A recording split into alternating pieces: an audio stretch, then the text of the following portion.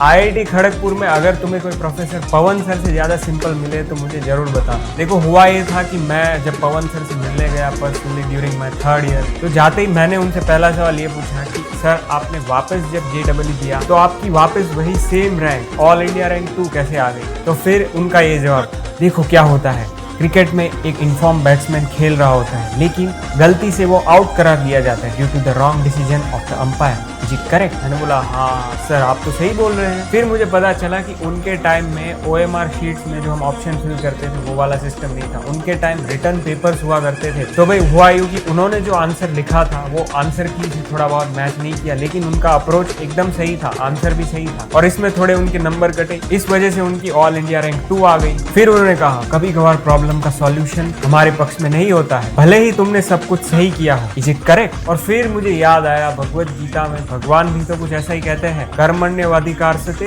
मा फलेषु कदाचन। लाइक भगवान ने भी तो ये कहा है कि तुम्हें अपने कर्म करने का अधिकार है, लेकिन उसके जो फल मिलेंगे उस पर तुम्हारा कोई कंट्रोल नहीं है, वो सब देने वाला मैं हूँ। और कई बार ऐसा होता भी है कि हम अपनी पूरी मेहनत करते हैं लेकिन हमें एक्सपेक्टेड रिजल्ट नहीं मिलता है। और इस श्लोक से और पवन सर से सीख के हमें ये हमारे लाइफ में भी अप्लाई करना चाहिए कि हम अपना काम पे पूरा फोकस रखेंगे, रिजल्ट ओरिएंटेड काम हमें नहीं करना है क्योंकि रिजल्ट हमारे कंट्रोल में ही नहीं है। तो ये गीता का ज्ञान प्रैक्टिकली मुझे पवन सर से सुनने को मिला।